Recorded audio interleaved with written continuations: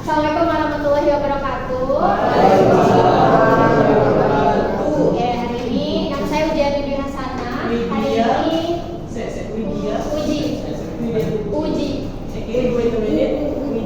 ujian minggu. Oke, hari ini saya ingin mempresentasikan tentang warisan budaya suku Gojo ataupun Bima yang tepatnya ada di Nusa Tenggara Barat.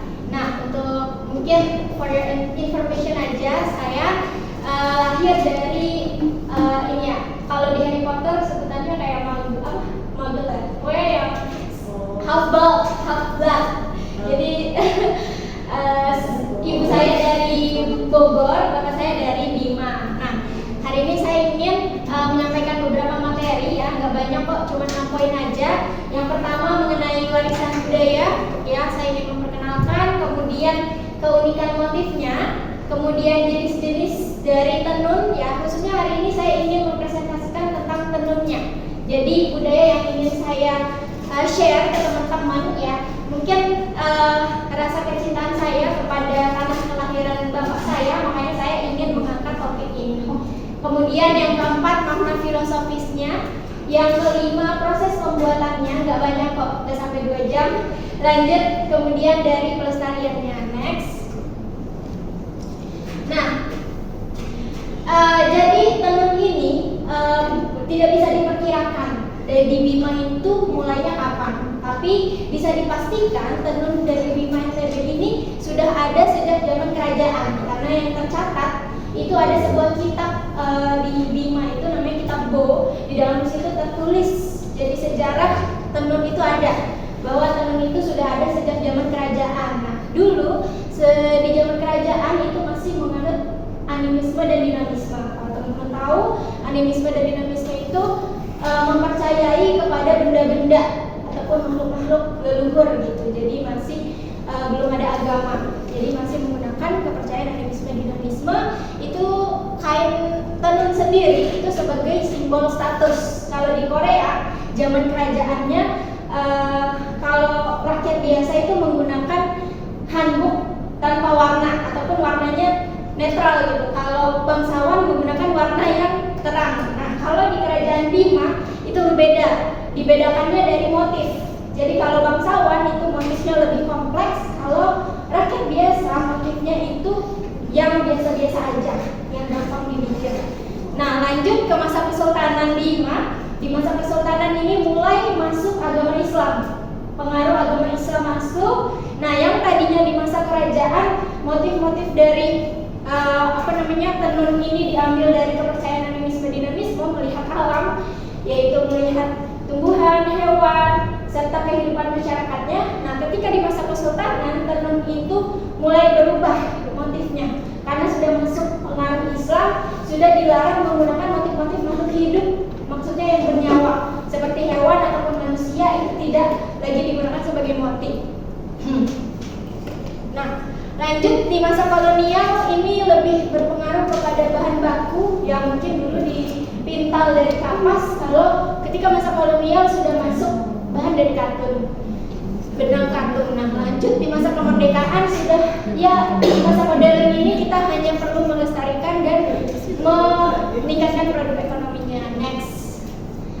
Lanjut di keunikan motifnya, di sini saya memberikan contoh 3 motif ya teman-teman.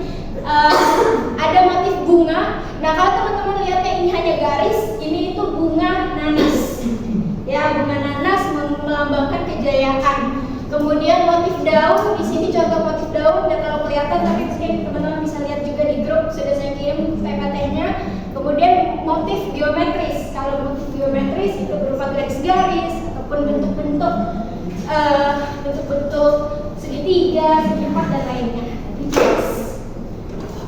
Lanjut. Nah, selanjutnya jenis-jenisnya. Nah, hari ini saya bawa contohnya.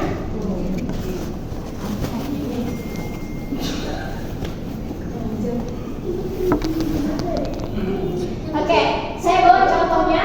Ada 2. Yang satu ini sarung dari kain tenun Bima. Kalau yang satu ini yang konvensional. Ya, kalau misalnya teman-teman familiar dengan merek-merek gajah duduk dan lain-lainnya. Nah, ini yang konvensional, ini yang tenun. Mungkin kalau teman-teman mau pegang pegang. Perbedaan bahannya itu bisa teman-teman pegang sendiri ke depan. Nah, kalau ini yang saya bawa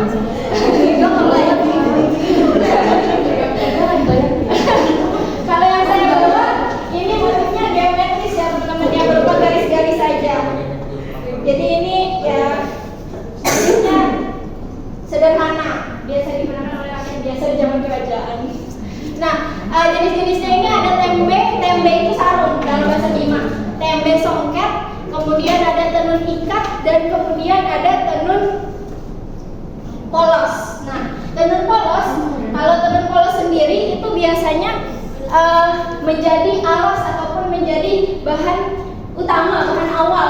Misalnya, jadi si kain polos itu masih bisa dibikin motif-motif apabila nantinya sudah dibikin. Lanjut, setelah itu makna filosofis. Nah, dari motif-motif yang tadi, 3 filosofisnya yaitu keharmonisan dengan alam, kemudian kearifan lokal, dan identitas budaya. Nah, mungkin banyak ya tenun-tenun dari daerah lain, tapi di Bima pun memiliki ciri khasnya. Nah, salah satu mitosnya ataupun salah satu yang bisa dirasakan sendiri kenyataannya yaitu sarung tenun ini apabila di cuaca panas akan terasa dingin, apabila di cuaca dingin akan terasa hangat. Gitu. Kalau misalnya yang bisa dirasakan masyarakat Bima sendiri. Lanjut. Nah, prosesnya sendiri itu sangat panjang ya teman-teman, nggak mungkin saya detailkan, tapi pada intinya yang pertama itu pasti akan ada pemilihan bahan baku dan pewarnaan benang. Jadi benang kain tenun ini itu awalnya putih.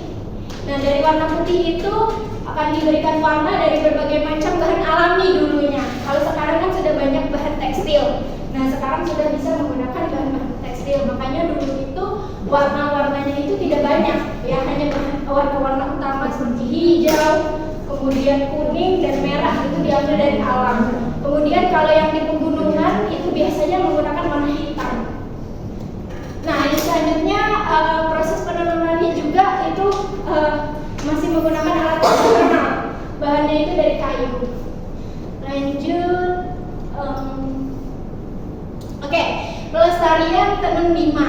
Nah, pelestariannya sendiri upayanya yaitu yang pertama pengembangan desain. Nah, pengembangan desain ini tidak hanya dalam bentuk sarung, ya, tidak hanya dalam bentuk kain saja, tidak hanya dalam bentuk selimut, tapi juga bisa inovasikan seperti pada gambar ini adalah sepatu, ya, sepatu dari bahan kain tenun khas Bima.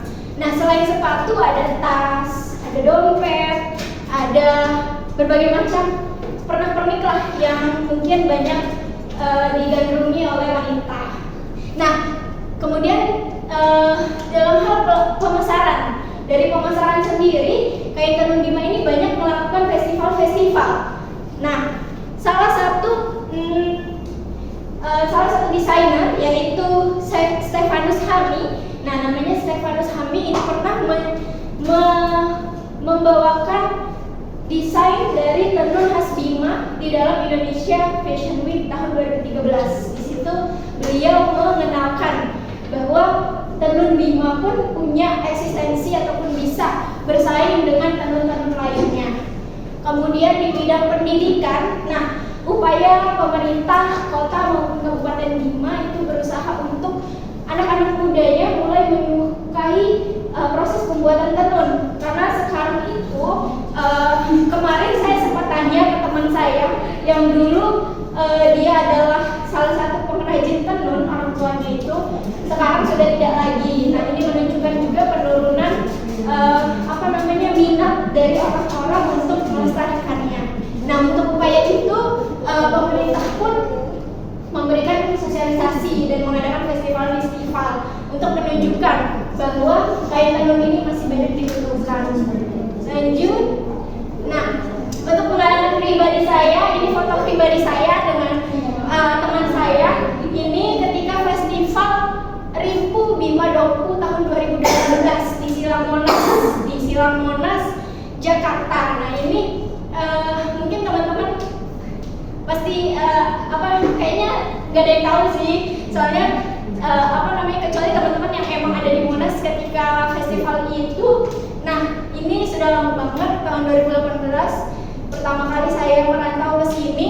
Nah di sini diadakan festival Rimpu. Rimpu itu adalah jilbab yang digunakan oleh masyarakat Bima. Jadi ketika masa Kesultanan yang tadi saya sampaikan, maksudnya pengaruh budaya Islam, nah jilbab pun dikombinasikan dengan kain tenun ini. Sarung tenun bisa diaplikasikan menjadi jilbab. Nah uniknya jilbab ini tidak menggunakan jarum sama sekali, jadi hanya melilitkan kain di kepala. Nah ada dua jenis dari rimpu ini, rimpu pida dan rimpu colo. Rimpu pida itu yang biasanya untuk orang-orang yang belum menikah. Yang seperti cadar yang saya pakai ini. Nah kalau rimpu colo ini terlihat mukanya, ini artinya sudah menikah, tapi teman saya kebetulan belum menikah sih.